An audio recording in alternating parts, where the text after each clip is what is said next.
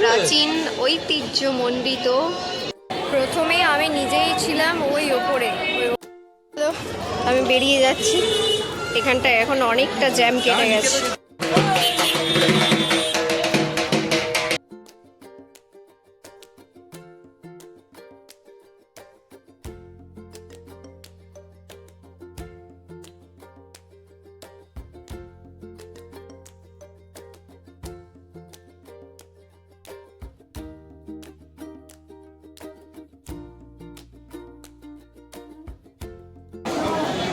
So guys, আমি এখন রয়েছি সতীর 51 ফিটের মধ্যে একটিতে, যেখানে মায়ের গোড়ালি পড়েছিল। সো আর সেটি অবস্থিত মা বর্গভীমা মন্দির, সেটি অবস্থিত তমলুকে। আমি আজকে সেখানে চলে এসেছি। আজকে নববর্ষের দিন, আজকে পয়লা বৈশাখের দিন। দিনটাকে এইভাবে কাটাবো বলে আমি এখানে চলে এসেছি পুজো দিতে। আমার পুজো দেওয়া হয়ে গেছে, প্রায় 1.5 ঘন্টা লাইনে দাঁড়িয়ে আমি পুজো দিয়েছি, 10:30 থেকে 12টা পর্যন্ত। চলো এবার বাড়ি ফিরে যাই, আবার যখন মানে অন্য সময়ে আসবো।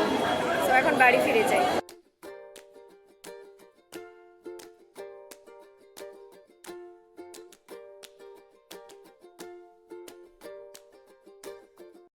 হ্যালো মাই লাভলি পিপল, হ্যাঁ and welcome back to my channel. তোমরা এখন দেখছো pretty cat means Mallika's lifestyle blog. আর এই নতুন ব্লগে তোমাদের সবাইকে বিগ ওয়েলকাম। 1.5 ঘন্টা লাইনে দাঁড়ানোর পরে এতটা পরিমাণ টায়ার্ড হয়ে গেছি যে এখানে একটু রেস্ট করার জন্য বসে পড়েছি। আর আমাকে দেখে উনিও আমার পাশে বসে পড়েছেন। সত্যিই তাই, কারণ এত মানুষের ভিড় ছিল যে তাদের শ্বাস প্রশ্বাসে এক তো গরম লাগছিল, তার উপরে এই লাইনে দাঁড়ানো। এতটা পরিমাণ ভিড় হয়েছে যে সবাই ফুল নিয়ে এসেছে পুজো দেওয়ার জন্য, কিন্তু এখানেই দিয়ে চলে যাচ্ছে। নিচেতেও ফেলেছে।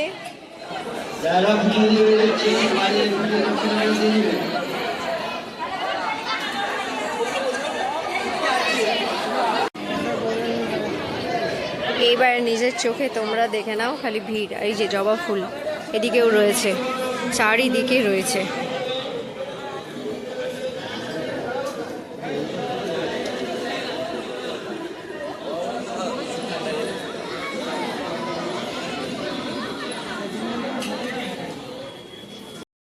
আর এটা হলো প্রাচীন ঐতিহ্যমণ্ডিত বর্গভীমা মাতার পুণ্য কুণ্ড।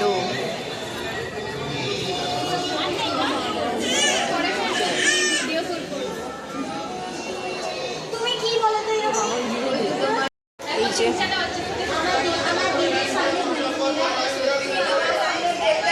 অনেকটাই নিচে, ঠিক আছে, আমি আর নিচে নামছি না। এই হচ্ছে মন্দিরের এরিয়া।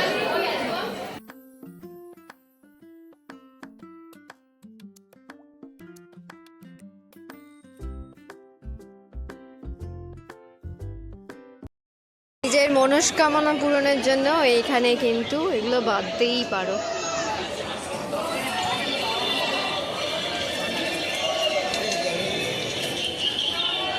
ওই যে ওইখানে মায়ের মন্দির, তার পাশেই এটা রয়েছে।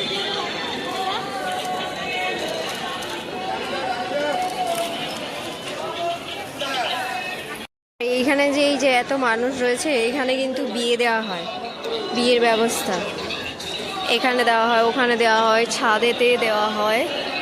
তো ওই যে জায়গাটা রয়েছে ওখানেও দেওয়া হয়।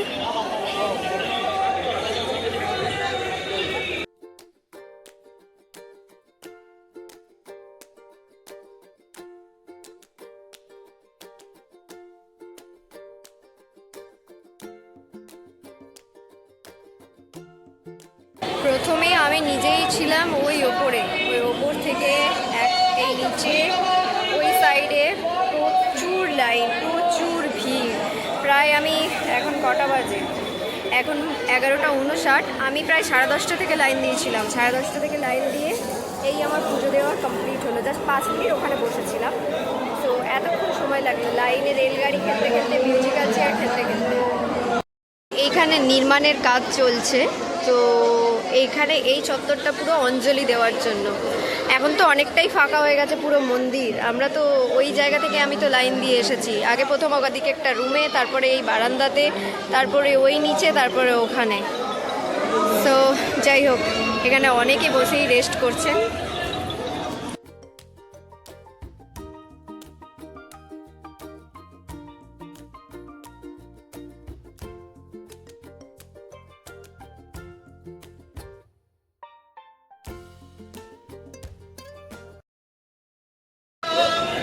চলো একটু যদি কারো কাছ থেকে জানতে পারি কে কোথা থেকে পুজো দিতে এসছে, তো দেখি।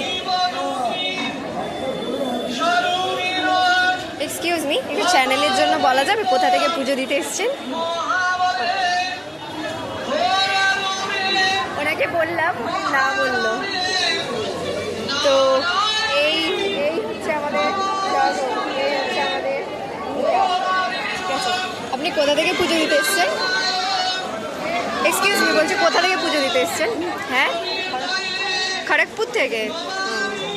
সো তোমরা দেখলে আমার চ্যানেলে যে উনি খড়গপুর থেকে এখানে পুজো দিতে এসছেন। দেখছি আমি আরও যদি কাউকে দেখতে পারি। আমি বেরিয়ে যাচ্ছি, এখানটায় এখন অনেকটা জ্যাম কেটে গেছে। ব্লগটা হয়তো ছোট হবে বা অনেক ভিড়, তো যেমনই হোক না কেন তোমরা দেখে নিও। আমি যতটা পারি তোমাদের সাথে শেয়ার করার চেষ্টা করি, ওকে? তো পুজো দিয়ে তো নিচে নেমে চলে এসেছি, এখন জুতো নিয়ে নেওয়ার পালা। আমি তোমাদের সবাইকে পার্সোনাল এক্সপিরিয়েন্স থেকে বলবো, জুতো রাখলে এনাদের কাছেই রেখো, সেটা নর্মাল টাইমে হোক বা ভিড়ের টাইমে। এনাদের কাছে রাখলেই সেফটি থাকবে।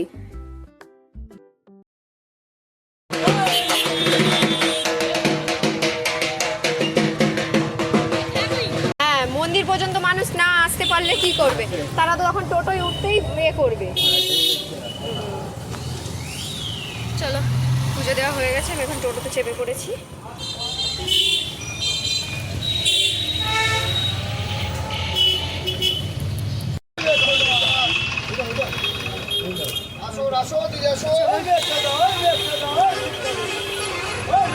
এখন বাচ্চাতে উঠে এবারে বাড়ি যাওয়ার পালা।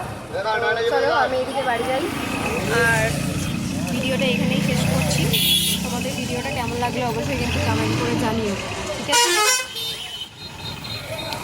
যারা এখনো চ্যানেলটা সাবস্ক্রাইব করোনি তারা ঝটাপট করে চ্যানেলটা সাবস্ক্রাইব করে দাও, আমার আগামী দিনে পথ চলার সঙ্গী হয়ে যাও। চলো টাটা, সবাই ভালো থাকবে, পরিবারের অবশ্যই খেয়াল রাখবে। বাই।